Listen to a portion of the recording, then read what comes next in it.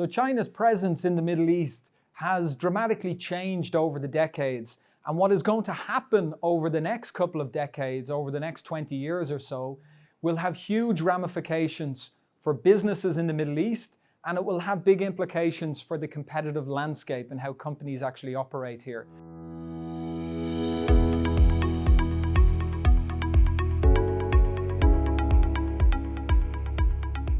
What we've seen, if you look at China's presence in the Middle East from a historical perspective, China very much viewed the Middle East and indeed the whole world through the Cold War ideological lens.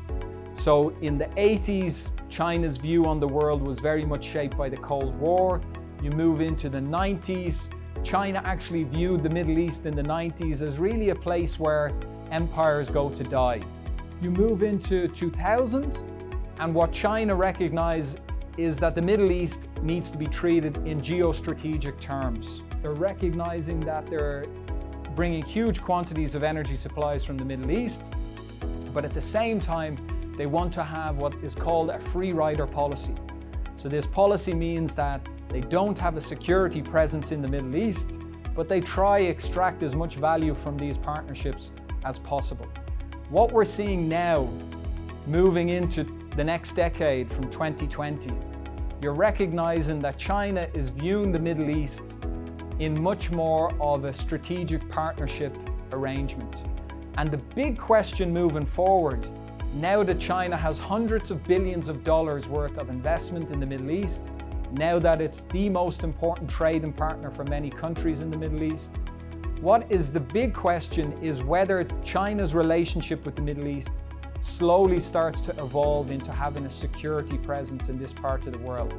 Now, another big question when you talk about China's relationship with the Middle East, and when we talk to EMIR Boardroom members, is which countries will actually benefit from Chinese investment.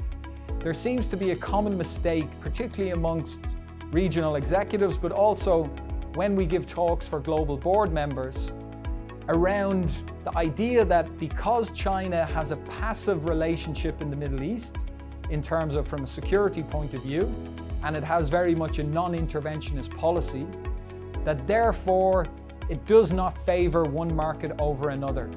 And it does not actually favor, from a geostrategic perspective, it does not actually favor different countries. That is a mistake.